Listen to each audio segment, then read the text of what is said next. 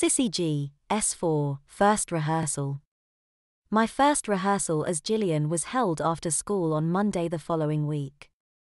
My music teacher had decided that I should be properly dressed at all practices prior to the performance. I had to go home from school first, and after a quick lunch I changed into my GHS uniform. Mum was at a meeting, so I had to ride my bike back to GHS wearing my uniform. This was a procedure that I had never anticipated would be so complex. I fixed my violin case to the carrier and then had to get onto the bike without swinging my leg over as boys do. Alas, the crossbar made this impossible, and I ended up showing my panties to the world in a most unladylike fashion. Then I had to decide whether to sit on my gym skirt on the saddle or lift it over the saddle and sit on my panties. I decided on the latter, and that felt good until I had to dismount to walk over the railway footbridge. My skirt remained hooked to the saddle, and much leg suspender and panty were displayed to the delight of some college boys who were walking past. The other problem was that the breeze generated as I rode tended to gradually blow my gym skirt back over my legs until my panties and suspenders started to peep out. I soon pulled the tunic back into position and had to hold it there for the duration of the trip. Eventually I arrived at GHS with rather flushed pink cheeks, which made me very girlish. I parked my bike in the bicycle racks and set off with fiddle in my hand to the school hall. Nobody gave me a second glance as I walked through the GHS grounds up to the hall. I felt really nice but pretty nervous, so I was glad to be in the safety of the hall among my orchestra friends. Of course no one had any idea who this new girl was, but when I sat in my usual seat next to Joan, the penny dropped and I received a round of applause. The music mistress swore us all to secrecy and told the orchestra to call me Gillian. Playing my violin was different as my right arm kept brushing my right breast. This was a very exciting feeling, which gave me some very pleasant stirrings in my loins. I kept my knees together and as always loved the mystery of black stockings disappearing under Jim's skirt. It was great to look around and see all the other girls also with their knees together and Jim's pull taut across stockinged legs the same as mine. I really felt very comfortable in this new role, and somehow being dressed in girl clothes made me move and think in a feminine way like a real girl. No more slouching in a boyish way while I played the violin. I attended 2 more rehearsals on Wednesday and Friday and borrowed a girl's bicycle without a crossbar to make my journeys to school easier. One afternoon as I pushed my bike over the railway bridge, I heard 3 college boys coming up behind me. I actually enjoyed being the center of attraction and gave them a blushing smile as they eventually passed. If only they knew. I just love boys. The great night of the prize giving arrived and the orchestra gathered backstage to be made up. I enjoyed having lipstick and rouge put on plus eye makeup to make us look good on stage. We all wore our navy skirts and white shirts with school ties and looked very smart. We were all seated when the curtain went up and we stood when the leader and conductor came in, to a round of applause from the audience. I knew that only a few people would know that the little girl on the second desk was in fact a boy and that no other people would suspect anything. I was careful when I stood up to make sure that my gym skirt was neat and to give my stockings a tug to make sure they were not coming down and leaving gaps. Our performance was excellent and we were invited to have tea and biscuits afterwards with the principal and staff. By this time, with all my experience of being a girl, I felt very relaxed, and even when the principal came up to me and shook my hand I curtsied and smiled my most girlish smile. "You make a charming girl, Michael," she said. "Well done." When we arrived home I went straight to bed but couldn't resist peeping into the wardrobe where Barbara's skating costumes had been carefully hung during the week. A red satin leotard with long sleeves was the basis of the costumes. To make costume changes fast, the only thing that had to be chanced was the skirts. The ball gown, ballet tutu, and solo short satin flip skirt were all red to match the red leotard. My favorite was the solo costume, which was a circular very short flip skirt in red satin. My mum had instructions written down regarding which costumes went together, and the plan was that we would have our own dress rehearsal on the Sunday morning. The main dress rehearsal at the ice rink was to be on Tuesday evening prior to the main shows on Thursday, Friday, and Saturday nights. I touched the satin solo skirt and felt the slippery satin feel that had fascinated me since my childhood. Then in bed I dropped off to sleep and dreamed that I was wearing red satin panties and a red satin dress. Sunday was cloudy and cold and would be a perfect time to dress up in all the costumes, so after breakfast when my dad had gone to golf, my mum and I went upstairs to my room. First the leotard was to be put on, but we had to make sure that my lump didn't show. I then carefully rolled the special skating tights up my legs and pulled them firmly into place around my waist. After this was the thrill. I opened the zip of the red leotard and stepped into the leg holes. After pulling the tight garment up into place, I put my arms into the long sleeves and pulled them up onto my shoulders. This took some wiggling as the leotard is made to pull up tightly into the girl's nether region. Once it was in place, the leotard flattened any sign of my bulge and felt very comfortable. Finally my mum pulled the zip up and I felt the super tightness around my chest.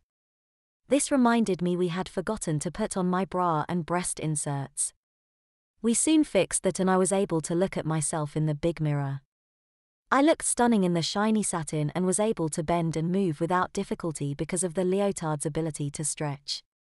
The tight sleeves felt great and I just couldn't resist giving Mum a hug and a kiss on the cheek. "We'll have to paint your nails and your lips red to match your costume," said Mum, and I immediately got that familiar excited feeling in my tummy. Now came the 3 skirts. First the ball gown, which was made of red transparent tulle. I stepped into it and quickly hooked the 2 hooks and eyes to close the waistband. I was intrigued that in spite of the folds and folds around my legs, I could faintly see my leotard shape round the top of my legs. I lifted the skirt and looked for my bump, but it had gone, under the influence of the girdle, the tights and the leotard. The next skirt was a ballet tutu, which stood out horizontally away from my waist. I was made of 5 layers of stiff red net interspersed with 4 layers of tulle with red satin edging. I only had to bend forward slightly before Mum said she could see the leotard. I loved the feeling of my hands touching the flared tutu at all times. Sitting down in a chair was a problem and I had to lift the back of the tutu as I sat. "It's a good thing you have shapely legs because they are very much in evidence," said Mum. Finally I put on the little red circular satin flip skirt which came to mid-thigh and flew out into a complete circle when I spun round. This really was a leg show and I expected that as I did some of the routines with one leg out and skating backwards, the skirt would uncover the entire bottom of my leotard, much to the joy of the men and boys in the audience. I felt really comfortable in the costumes and looked forward to getting onto the ice with Brian. My hair was the same length as all the girl skaters, as fairly short bouncy hair was in fashion for girl skaters at that time. On Sunday afternoon I spent a few hours with Brian doing some of the more difficult solo pairs routines. I borrowed a ballet leotard and tights from Joan and also wore short white cotton socks to prevent chafing of the skates. A short skating skirt completed the get-up and I felt good that I didn't get any strange looks from other skaters. Fortunately I was petite and had narrow shoulders and good legs, so I passed for a girl without any difficulty. The dress rehearsal came very quickly and I must admit to being very excited as I dressed at home in my leotard and tights. I then wore a track suite and carried my skates in a tog bag. The skirts were in a costume bag all ready to put on. My mum made up my face at home and I felt very girlish as I went in at the stage door of the rink. I used the girls' dressing room, which was a bit embarrassing, but the girls treated me as they would a new member of the team, and there was no problem. The first scene in which I was involved was the ballet, so after taking off my tracksuit I carefully put on my tutu and then short white cotton socks over my tights.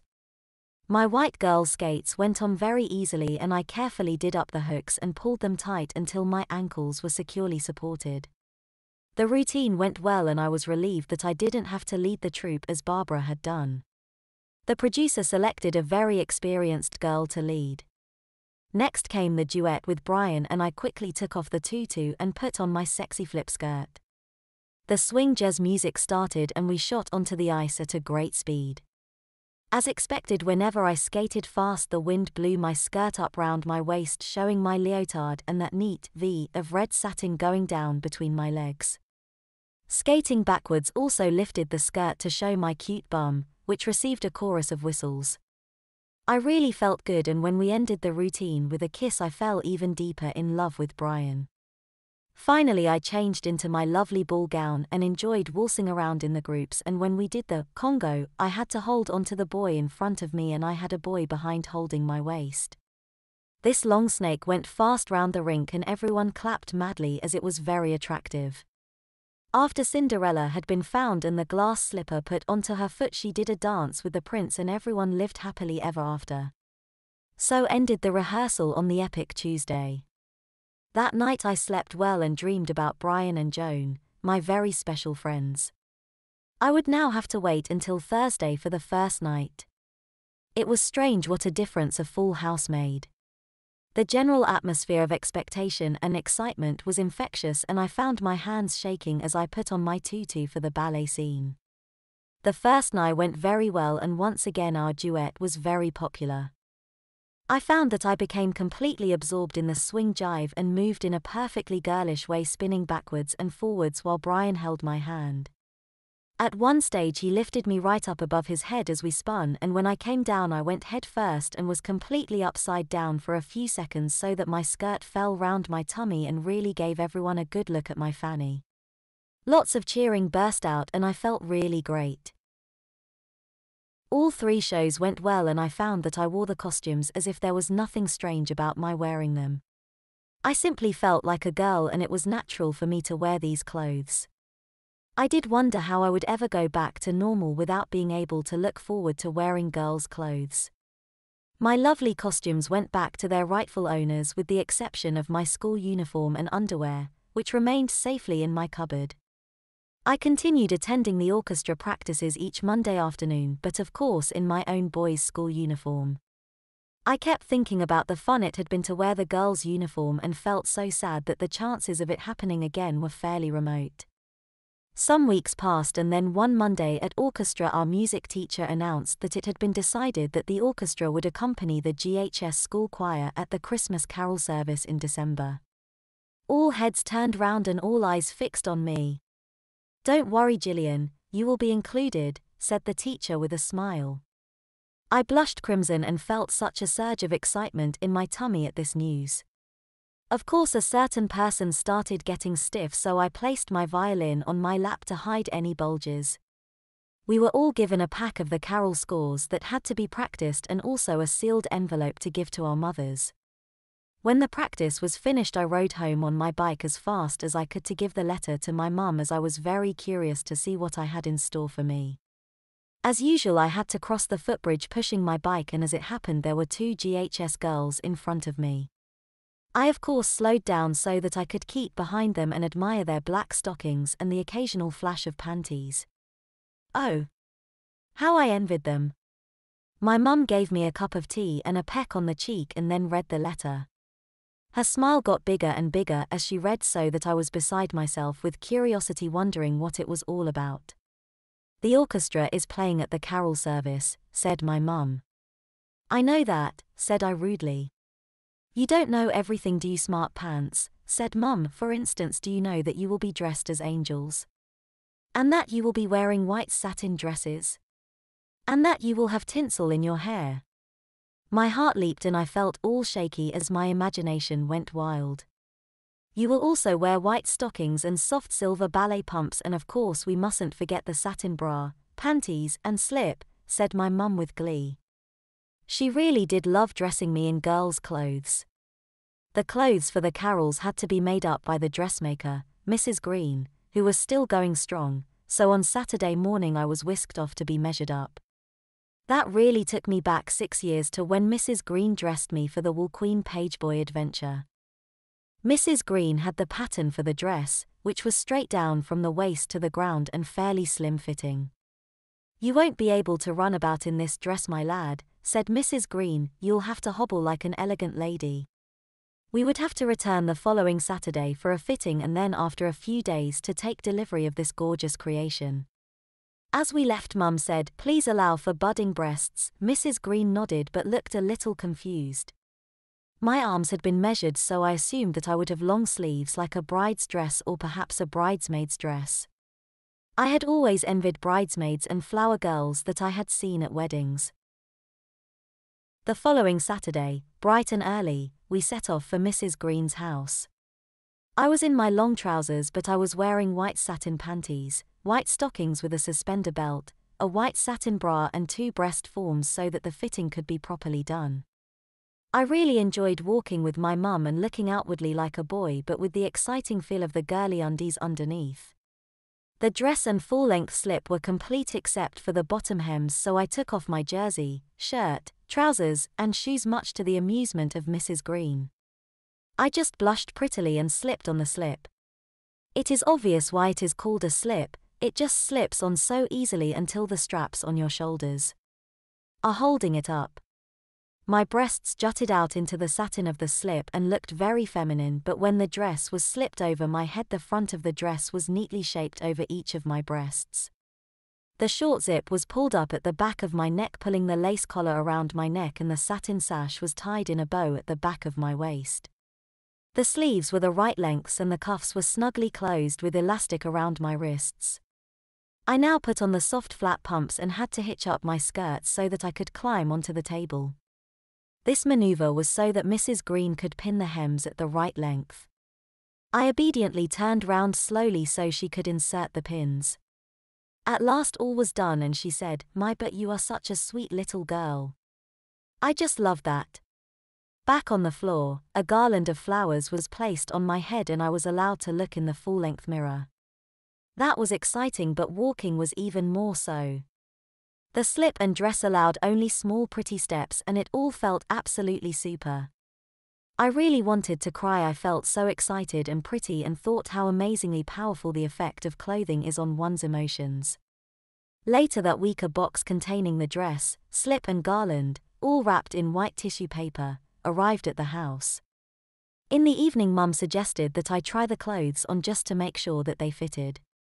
This I did and all was well, as the length was perfect and the dress fitted my girlish figure in all the important places. The box was placed in the top of my cupboard all ready for the show, which was in 6 weeks' time. I felt a bit sad that this was the last show I would be in as a girl, but little did I know that I would soon have a new thrill to look forward to.